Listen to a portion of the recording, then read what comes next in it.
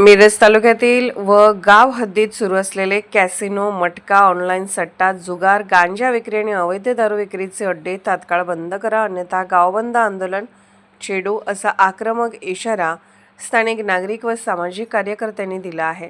या संदर्भात मिरज शहरचे डीवायएसपी प्रणिल गिल्डा यांना निवेदन देण्यात आले।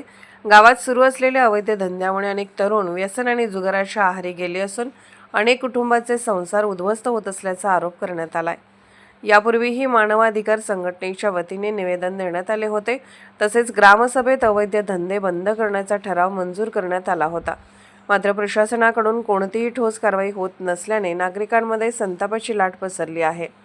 राज्याचे मुख्यमंत्री, पोलीस महासंचालक तसेच मिरज ग्रामीण पोलीस ठाण्यालाही यापूर्वी निवेदन देण्यात आले होते।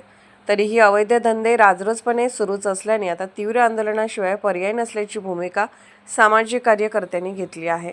यावेळी मानवाधिकार संघटना मिरज तालुका अध्यक्ष वसंत खांडेकर, माजी उपसरपंच प्रदीप सावंत, माजी सोसायटी चेअरमन रावसाहेब माने, माजी दक्षता व नियंत्रण समिती सदस्य विश्वास बापू खांडेकर, उद्धव सावंत, अशोक हुळडे, कुमार भंडारे, महावीर चव्हाण, राहुल कांबळे आदी उपस्थित होते।